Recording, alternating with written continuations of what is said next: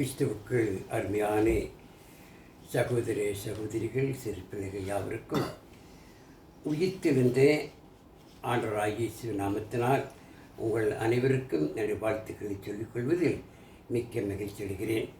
தர்மையான கருத்தினாலே நாம் தேவனுக்கு மகிமையாக தர்மையான கருத்து தொழுகையை நாம் துவக்கு வண்ணமாக நாம் ஒரு பாடலை பாடி நாம் ஜெபத்தோடு கூட கர்த்தரை சென்று கலந்து செல்வோம்.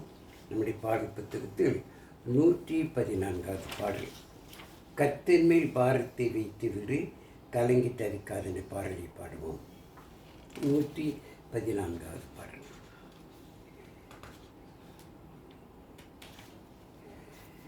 கர்த்தர் மேல் பாரத்தை வைத்து விடு கலங்கி தவிக்காதே, அவரை உன்னை ஆதரிப்பார், அதிசயம் செய்வார். அவரை உன்னை ஆதரிப்பார், அதிசயம் செய்வார். நீதிமான் தள்ளாட விடமாட்டார், நித்தமும் காத்து நடத்திடுவார். நீதிமான் தள்ளாட விடமாட்டார், நித்தமும் காத்து நடத்திடுவார். கர்த்தர் மேல் பாரத்தை வைத்து விடு கலங்கி தவிக்காதே, அவரை உன்னை ஆதரிப்பார், அதிசயம் செய்வார். அவரை உன்னை ஆதரிப்பார், அதிசயம் செய்வார். நம்மை காக்கும் தேவனவர், நமது நிழலாய் இருக்கின்றவர். நம்மை காக்கும் தேவனவர், நமது நிழலாய் இருக்கின்றவர். கர்த்தர் மேல் பாரத்தை வைத்து விடு கலங்கி தவிக்காதே, அவரை உன்னை ஆதரிப்பார், அதிசயம் செய்வார். அவரை உன்னை ஆதரிப்பார், அதிசயம் செய்வார். தகப்பனும் தாயும் கைவிட்டாலும் அவரே நம்மை அணைத்துக் கொள்வார். தகப்பனும் தாயும் கைவிட்டாலும் அவரே நம்மை அணைத்துக் கொள்வார். கர்த்தர் மேல் பாரத்தை வைத்து விடு கலங்கி தவிக்காதே, அவரை உன்னை ஆதரிப்பார், அதிசயம் செய்வார். அவரை உன்னை ஆதரிப்பார், அதிசயம் செய்வார். கர்த்தனம் சார்பில் இருக்கும் போது நமக்கு எதிராய் நிற்பவன் யார்? கர்த்தனம் சார்பில் இருக்கும் போது நமக்கு எதிராய் நிற்பவன் யார்? கர்த்தர் மேல் பாரத்தை வைத்து விடு கலங்கி தவிக்காதே, அவரை உன்னை ஆதரிப்பார், அதிசயம் செய்வார். அவரை உன்னை ஆதரிப்பார், அதிசயம் செய்வார். அடுத்தபடியாக நாம் ஜெபிப்போம். நாம் பரலோகத்தின் தேவனை நோக்கி நாம் ஜெபிப்போம். நம்முடைய ஜெபத்தை ரமேஷ் நமக்கு எடுத்து செய்வார். ஜெபிப்போம். பரலோகத்திற்கும் எங்கள் அன்பின் பிதாவே, இந்த நாள் கத்தோதிக்கும் சோதிக்கும் பிதாவே, இந்த நாளில் கூட நாங்கள் இந்த வேளையில் உண்மை தொழுது கொள்ளால் நாங்கள் ஒரு பாக்கி தந்தமிக்காக கோடான கோடு சொத்தங்கள் எடுக்கும் பிதாவே. இன்று நாங்கள் எடுக்கின்ற வேத வசனமானது எங்கள் மனதின் ஆழத்தில் பதிய வைத்து நீர் எதை எங்களுக்கு தெரிய வைக்க விரும்புகிறீரோ அதை எங்களுக்கு உணர்த்தி எங்களை வழி நடத்தி எங்களை ஆஸ்வதிக்கணுமா ஜெயிக்கிறோம். எந்த சூழ்நிலையில் வழிதப்பி போகாதளவுக்கு எங்களுக்கு உற்சாகத்தையும் பலனையும் தந்து நல்லது ஞானத்தையும் அறிவு தந்து எங்களை ஆஸ்வதிக்கணுமா ஜெயிக்கிறோம். நடக்கூடிய ஆராதனையும் ஆசீர்வதித்து காத்துக்கொள்ளணுமா ஜெயிக்கிறோம். யாருக்கு இயேசு நாமத்தில் ஜெயிக்கும் சின்ன பிதாவே.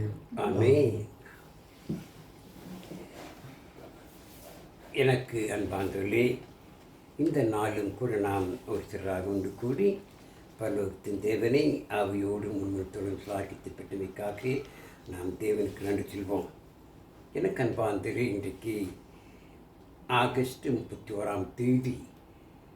இந்த ஆண்டு 8 மாதங்கள் கடந்து போய்விட்டது. இன்னும் இந்த ஆண்டு முடிவதற்கு 4 மாதங்கள் தான். பாருங்கள், காலங்கள் எவ்வளவு துரிதமாக எவ்வளவு வேகமாக கடந்து போகிறது. காலங்கள் கடந்து போகிறதே. நாம் ஆவிக்குரிய ஜீவித்தில் எந்த அளவுக்கு வளர்ந்து வருகிறோம் என்று பார்த்தால் சற்று நாம் அதை யோசிக்கக்கூடிய மக்களாக இருக்கிறோம். காரணம், இந்த உலக வாழ்க்கையிலே நமக்கு இருக்கிற பிரச்சனைகள், நமக்கு இருக்கிற கஷ்டங்கள், நமக்கு இருக்கின்ற கவலைகள் நம்ம என்ன செய்கிறதாம், நம்மை கிறிஸ்துவுக்குள் தேவனுக்குள் நெருங்கி வரக்கூடாத அளவுக்கு என்ன செய்யலாம், தடை செய்கிறது. ஆகவே எனக்கு அன்பார்ந்த வேளையிலே கூட இப்படிப்பட்ட காலகட்டத்தில் நாம் தேவனுடைய வசனங்களுக்கு என்ன செய்வோம், செவிசாக்க வேண்டும். நாங்களும் கூட அநேக நேரங்கள் கஷ்டங்கள் வரும் பொழுது, துன்பங்கள் வரும் பொழுது, ஏமாற்றங்கள் வரும் பொழுது இப்படித்தான். இதை நமக்கு தேற்றக்கூடிய அருமையான வசனம், பரிசுத்த ஏவ பற்றி எழுதப்பட்ட அருமையான வசனம் பாருங்கள். பரிசுத்த பவுல் மூலமாக ரோமருக்கு எழுதும் பொழுது இப்படி எழுதுகிறேன். இப்போ ரோமருக்கு எழுதும் நிருபம் 8ஆம் அதிகாரம் 28ஆம் வசனத்தை வாசிக்கும் பொழுது பாருங்கள். ரோமர் 8ஆம் அதிகாரம் 28ஆவது வசனம் வாசிக்கலாம். 216ஆம் பக்கம் புதிய ஏற்பாட்டில். அன்றியும் அவருடைய தீர்மானத்தின்படி அழைக்கப்பட்டவர்களாய் தேவனிடத்தில் அன்பு கூறியவர்களுக்கு சகலமும் நன்மைக்கு ஏதுவாக நடக்கிறது என்று அறிந்திருக்கிறோம். இதுதான் நம்மை தேற்றக்கூடியதாக, நம்மை ஆறுதல் படுத்தக்கூடியதாக இருக்கிறது. பாருங்கள், எது நடந்தாலும் நம்முடைய வாழ்க்கையிலே எதிர்பார்ப்பது நமக்கு என்ன செய்வதில்லை, நடப்பது கிடையாது. ஏமாற்றம் தான் கிடைக்கிறது.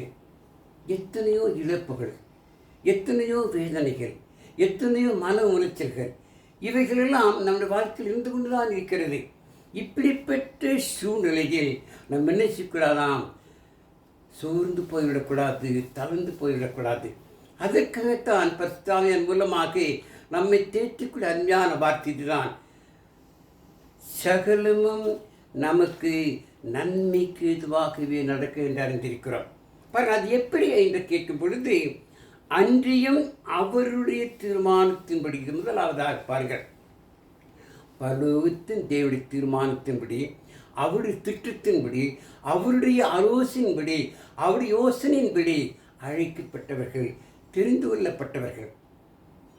தெரிந்து கொள்ளப்பட்டிருந்தால் மாத்திரம் போதாது, அழைக்கப்பட்டிருந்தால் மாத்திரம் போதாது. பாருங்கள், தேவனிடத்தில் அன்பு கூறுகிறவர்களுக்கு, எவ்வளவு அருமையான வசனம் பாருங்கள். அவருடைய தீர்மானம், பரலோகத்தின் தேவன் இந்த உலகத்தில் எல்லா மக்களும் கெட்டு போய்விடக்கூடாது, அவர்கள் நரகத்தை நாடி போய்விடக்கூடாது, அவருடைய ஆத்மா பாதுகாக்கப்பட வேண்டும் என்று கருதி தம் நேசுக்குமாரனை இந்த பூவுலகில் அனுப்பினார்.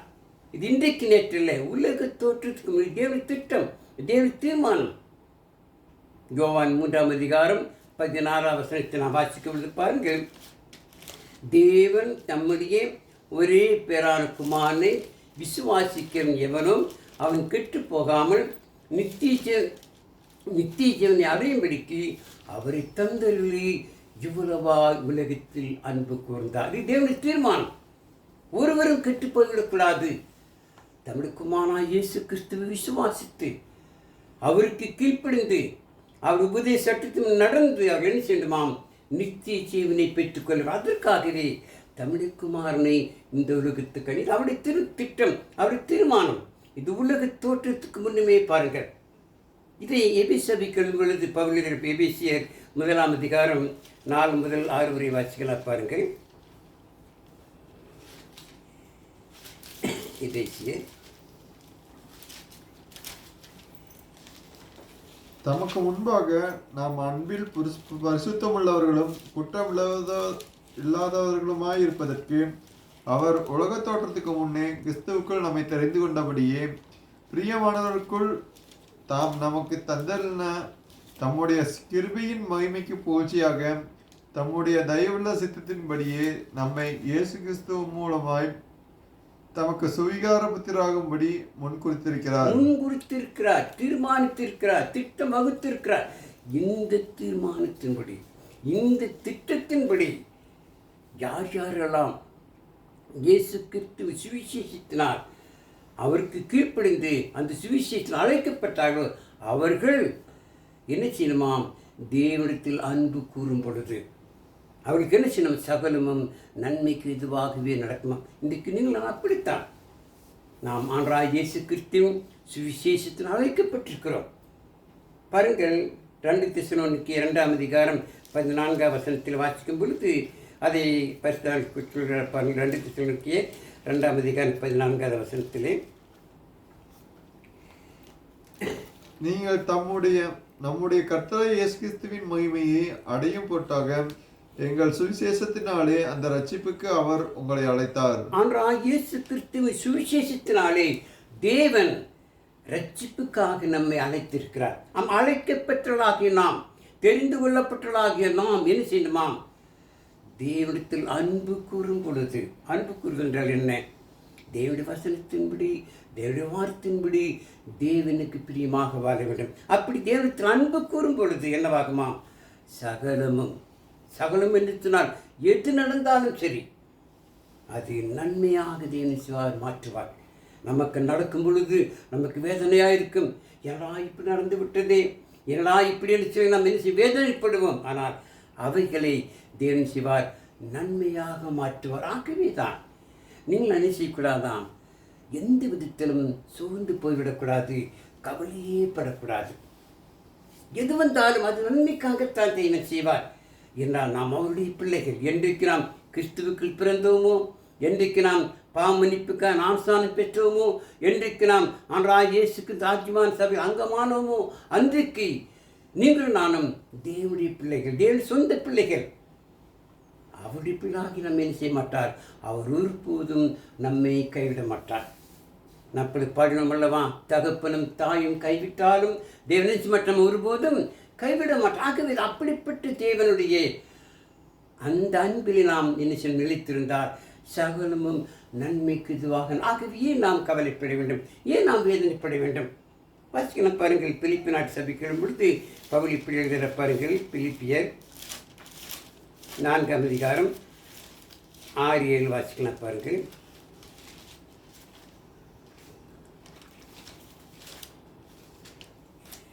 பிலிப்பி 4ஆம் அதிகாரம் புதிய ஏற்பாட்டில் 273ஆம் பக்கம்.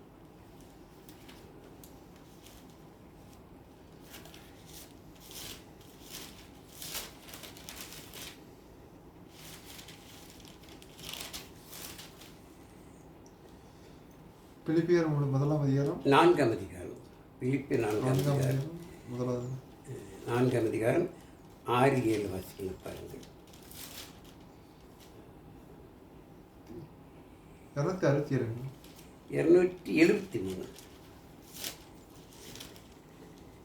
4ஆம் அதிகாரம் 6-7 வாசிக்கலாம். நீங்கள் ஒன்றுக்கும் கவலைப்படாமல் எல்லாவற்றையும் குறித்து உங்கள் விண்ணப்பங்களை ஸ்தோத்திரத்தோடு கூடிய ஜெபத்தினாலும் வேண்டுதலினாலும் தேவனுக்கு தெரியப்படுத்துங்கள். அப்பொழுது எல்லா புத்திக்கும் மேலான தேவ சமாதானம் உங்கள் இருதயங்களையும் உங்கள் சிந்தைகளையும் கிறிஸ்து இயேசுக்குள்ளாக காத்துக்கொள்ளும். பாருங்க, எவ்வளவு ஆறுதலாக தேவன் நம்மோடு கூட பேசுகிறார். நீங்கள் ஏன் கவலைப்பட வேண்டும்? நீங்கள் ஒன்றுக்கும் கவலைப்படாமல் எல்லாவற்றையும் குறித்து உங்கள் விண்ணப்பங்களை ஸ்தோத்திரத்தோடு கூடிய ஜெபத்தினாலும் வேண்டுதலினாலும் தேவனுக்கு தெரியப்படுத்துங்கள். நாம் கவலையே படக்கூடாது. பாருங்கள், என்றால் கிறிஸ்துவுக்கு பிறந்திருக்கிறோம், நாம் தேவனுடைய பிள்ளைகள். தேவன் நம்மை பார்த்து கொண்டிருக்கிறார், அவர் நம்மை பராமரிப்பார். ஆகவே நாம் ஏன் கவலைப்பட வேண்டும்? கவலைப்படுவதனால் அதாவது இந்த வைத்தியர்கள், அதாவது நல்ல டாக்டர்கள், அறிஞர்கள் சொல்வார்கள், நாம் கவலைப்படும் பொழுது நம்முடைய இருதயம் நம்முடைய கைப்பிடி அளவு தான் இருக்குமா. அவன் கவலைப்படும் பொழுது இருதயத்திலிருந்து தானாக ரத்தம் நிச்சயமாம் அப்படி சொட்டாக வெளியே வருமா. அப்படி வெளியே வந்தால் என்னாகும்? இருதயத்துக்கு பலவீனமாகும். அதனால்தான் கஷ்டங்கள் வரும், துன்பங்கள் வரும். இந்த அநேகருக்கு பிபி, சுகர் இதெல்லாம் வருவதற்கு காரணம் அதுதான், கவலைப்படுவது தான். அது கவலைப்படுவதே கூடாது. எது வந்தாலும் சரி, இது தேவன் இதை நன்மையாக மாற்றுவார். அந்த தைரியத்தில் என்ன செய்யணுமாம், நான் தேவனுக்கு பிரியமாக இருக்கிறேன். ஆகவே கவலையே படக்கூடாது. பாருங்கள், ஏன் கவலைப்பட வேண்டும்? கவலைப்படக்கூடாது என்பதை குறித்து ஆண்டவராகிய இயேசு கிறிஸ்து மலை பிரசங்கத்தில் இவ்விதமாக கூறார். பாருங்கள், மத்தேயு சுவிசேஷம் 6ஆம் அதிகாரத்துக்கு நான் திருப்பலாம். மத்தேயு சுவிசேஷம் 6ஆம் அதிகாரம் 25 வாசிக்கலாம். பாருங்கள், எதிராளி உன்னை நியாயாதிபதி 6ஆம் அதிகாரம் 25 ஆகையால் எண்ணத்தை உண்போம் எண்ணத்தை குடிப்போம் என்று உங்கள் ஜீவனுக்காகவும் எண்ணத்தை உடுப்போம் என்று உங்கள் சரீரத்திற்காகவும் கவலைப்படாதிருங்கள் என்று உங்களுக்கு சொல்லுகிறேன்.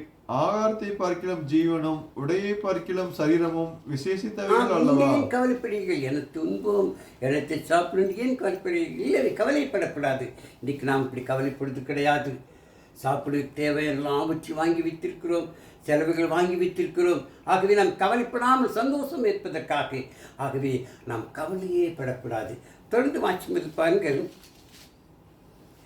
ஆகாயத்து பட்சிகளை கவனித்து பாருங்கள், அவைகள் விதைக்கிறதும் இல்லை, அறுக்கிறதும் இல்லை, களஞ்சியங்களில் சேர்த்து வைக்கிறதும் இல்லை, அவைகளை உங்கள் பரமிப்பதால் பிழை போற்றுகிறார். அவைகளை பார்க்கலும் நீங்கள் விசேஷித்தல் அல்லவா? கவலைப்படுகிறனாலே உங்களில் எவன் தன் சரீர அளவோடு ஒரு முனத்தை கூட்டுவான்? பாருலாம், கவலைப்பட்டு என்ன பிரயோஜனம்? நாம் கவலைப்படும் பொழுது நம்ம சரீரம்தான் பலவீனமாகுமே தவிர வேறு ஒன்றும் இல்லை. கவலைப்படுவதனாலே நம் சரீர அளவிலே நாம் கூட்டவோ குறிக்கவோ. ஆகவே கவலையே படக்கூடாது. எப்பொழுதும் நாம் சந்தோஷமாக தேவனுக்கு பிரியமாக வாழ வேண்டும் என்றால் தேவன் அறிவார். நம்ம அவரிடத்தில் அன்பு கூறும் பொழுது, அவருக்கு பிரியமாக ஜீவிக்கும் பொழுது, எது நடந்தாலும் தேவன் அவைகளை நன்மையாக மாற்றுவார். பாருங்கள், ஆகவே தான் நாம் கவலைப்படக்கூடாது.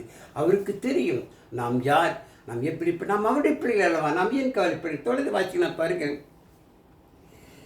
உடைக்காகவும் நீங்கள் கவலைப்படுகிறது என்ன? காட்டு புஷ்பங்கள் எப்படி வளர்கிறது என்று கவனித்து பாருங்கள். அவைகள் உழைக்கிறதும் இல்லை, நூற்கிறதும் இல்லை. என்றாலும் சாலமோன் முதலாய் தன் சர்வ மகிமையிலும் அவைகளில் ஒன்றை போலாகிலும் உழைக்கிறீர்கள் என்று உங்களுக்கு சொல்கிறேன். அற்ப விசுவாசிகளே, இன்றைக்கு இருந்து நாளைக்கு அடுப்பிலே போடப்படும் காட்டு புல்லுக்கு தேவன் இவ்விதமாய் உடுத்திவிட்டால் உங்களுக்கு உடுத்திவிப்பது அதிக நிச்சயம் அல்லவாம். எவ்வளவு வருங்காக ஆண்டவர் சொல்கிறார். காட்டு புஷ்பங்கள் இன்றைக்கு காய்ந்து போனால் அது அடுப்பிலே போட்டு எரிப்பார்கள். அந்த புல்லுக்கு தேவன் ஆசீர்வதித்தார். அந்த புல் வளர்க்கிறது, அது நல்ல பூ பூக்கிறது, கலக்கலாக பூக்கிறது. அந்த கலக்கலான பூவை போல சாலமோன் கூட என்ன செய்யலையாம், உடை அணிந்ததில்லையாம். அந்த புல்லுக்கு தேவன் உதவி செய்யும் பொழுது நமக்கு உதவி செய்யாமல் இருப்பார். ஆகவே என்ன செய்கிறார் பாருங்கள். ஆகையால் எண்ணத்தை உண்போம், எண்ணத்தை குடிப்போம், எண்ணத்தை உடுப்போம் என்று கவலைப்படாதிருங்கள். இவைகள் எல்லாம் அஞ்ஞானிகள் நாடி தேடுகிறார்கள். அஞ்ஞானிகள் என்றால் யார்? கிறிஸ்துவுக்குள் பிறக்காத மக்கள், தேவனை அறியாத மக்கள், தேவனுக்கு விரோதம். அவர்கள் அஞ்ஞானிகள். நாம் அஞ்ஞானிகள் அல்ல, நாம் தேவனுடைய பிள்ளைகள் என்றால் அவருடைய தீர்மானத்தின்படி ஆனால் இயேசு கிறிஸ்து சுவிசேஷத்தினால் அழைக்கப்பட்டவர்கள், நாம் தேவத்தில் அன்பு கூறுகிறவர்கள். ஆகவே என்ன செய்ய வேண்டுமா, நாம் கவலைப்பட, இது எது நடந்தாலும் அது தேவன் நன்மையாகவே மாற்றுவாராம். ஆகவே புல்லுக்கு தேவன் உதவி செய்யும், நமக்கு உதவி செய்ய மாற்றாக எழுத்து கொடுப்போம். எதை உத்து வந்து ஏன் கவலைப்படுகிறது? இதையெல்லாம் அஞ்ஞானிகள் நாடி தேடுகிறார்கள். அஞ்ஞானிகள் கவலைப்படுகிறார்கள். நாம் ஏன் கவலைப்பட வேண்டும்? ஆகவே தான் பாருங்கள், அடுத்த வசனத்திலே முதலாவது தேவனுடைய ராஜ்யத்தையும் அவருடைய நீதியும் தேடுங்கள், அப்பொழுது இவைகள் எல்லாம் உங்களுக்கு கொடுக்கப்படுமா. நீங்கள் நானும் கிறிஸ்துவுக்கு பிறந்ததினால்தான், தேவ பிள்ளைகளாய் மாற்றப்பட்டதினால்தான் அனுத்தரமாக இந்த வார்த்தையை நாம் பார்க்கிறோம். முதலாவது நாம் தேவராஜ்யத்தை தேடும். தேவராஜ்யம் என்பது ஆண்டவராகிய இயேசுக்கு ரத்தத்தினால் சம்பாதிக்கப்பட்ட அவருடைய சபை. அவருடைய சபையை தேட வேண்டும். வாரத்து முதல் நாள் வந்து விட்டதா, இன்றைக்கு கர்த்தரினால் நாம் போய் கர்த்தருடைய வசனத்தை கேட்க வேண்டும், கர்த்தருடைய பந்தில் பங்கு பெற வேண்டும், தேவனுக்கு பிரியமாக ஜீவிக்க வேண்டும் என்ற வாஞ்சை நமக்குள் அதுதான் முதலாவது. நாம் தேவ ராஜ்யத்தை தேட வேண்டும், தேவ ராஜ்யத்தையும் அவருடைய நீதியும் தேட வேண்டும். அவர் நீதி என்பது என்ன? நம்ம தொடர்ந்து வாசிக்கலாம் பாருங்கள். பிலிப்பியர் நிருபம் 4ஆம் அதிகாரத்துக்கு திருப்பவும் மீண்டுமாக பிலிப்பியர் 4ஆம் அதிகாரத்திலே அவர் நீதி என்பது என்ன என்பதை குறித்து நாம் வாசிக்கலாம். 4ஆம் அதிகாரம் 4:8 வாசிக்கலாம் பாருங்கள்.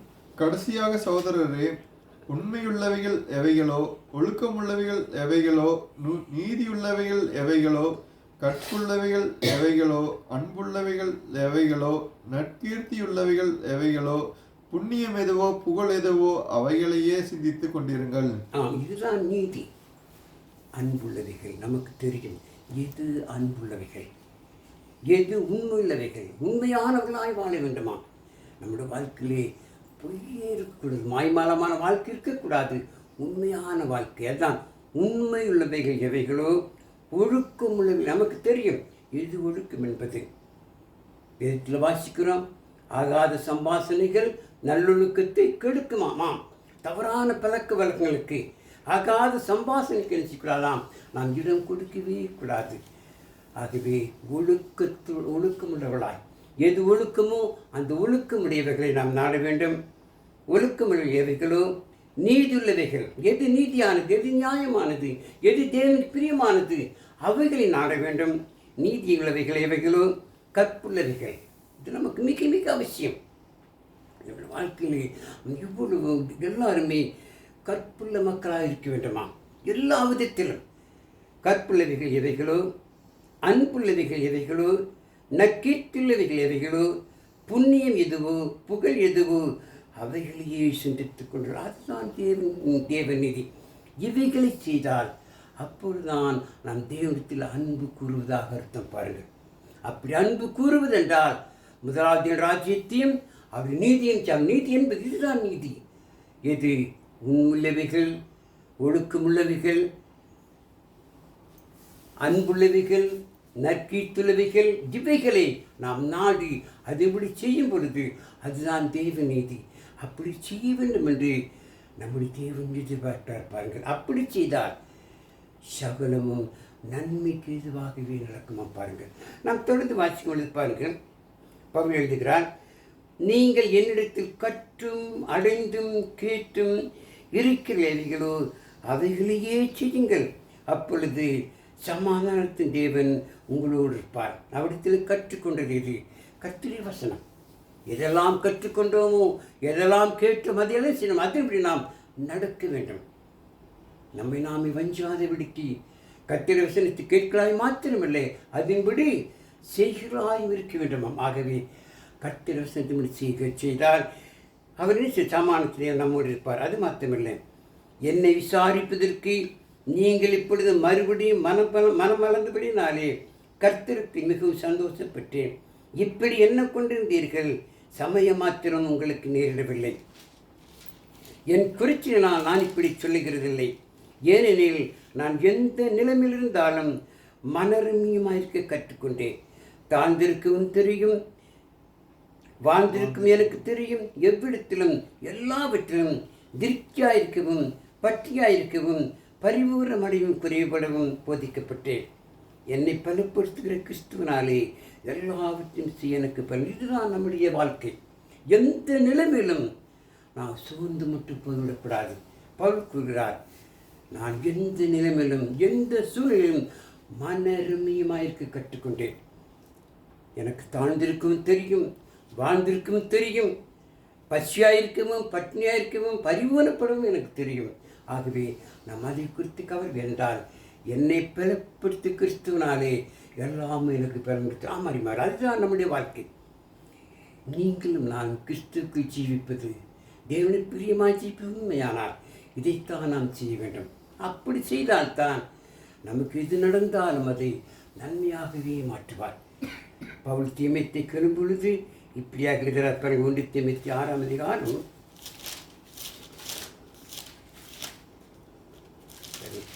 1 தீமோத்தேயு 6ஆம் அதிகாரம் 6-8 வாசிங்க பாருங்கள். போதும் என்கிற மனதுடனே கூடிய தேவ பக்தியம் மிகுந்த ஆதாயம். உலகத்திலே நாம் ஒன்றும் கொண்டு வந்ததும் இல்லை, இதிலிருந்து நாம் ஒன்றும் கொண்டு போவதும் இல்லை என்பது நிச்சயம். உண்ணவும் உடுக்கவும் நமக்கு உண்டாயிருந்தால் அது போதுமென்றிருக்க கடவும். ஆமாம், நாம் எந்த நிலையிலும் நாம் சோர்ந்து தளர்ந்து கவலைப்படக்கூடாது. என் தேவன் நம்ம அறிவார். அவருக்கு தெரியாது ஒன்றுமில்லாகவே தேவன் எது நடந்தாலும் அதை நன்மையாக மாற்றுவார். அந்த நம்பிக்கை, அந்த விஷயம் நமக்கு இருந்தால் நாம் எப்பொழுதும் போதும் என்ற மனதோடு கொண்டிருக்க வேண்டுமா? உண்ணவும் உடுக்கம் இருந்தால் அது போதுமானது. தேவனுமே அதிகம் ஆசிரிப்பார். இன்றைக்கு தேவன் ஆசிரித்த ஆசீர்வாதம் அவரால் கொடுக்கப்பட்டது, அவரால் கிடைக்கப்பட்டது ஒரு பெரிய ஆசீர்வாதம். பாருங்கள், நினைத்து பார்த்தால் எவ்வளவு கிருபைகள். இன்றைக்கு நாம் முகமாக பார்க்கிறோம் எடுத்தினால் அது தேவன் செய்திகளாகவே அறிவாங்களே.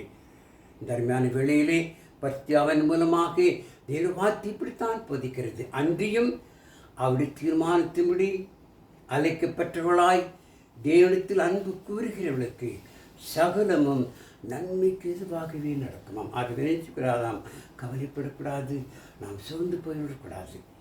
தேவன் தாமே இந்த வசனங்களையும் கேட்டு நம் மனைவி ஆசிரிப்பார்.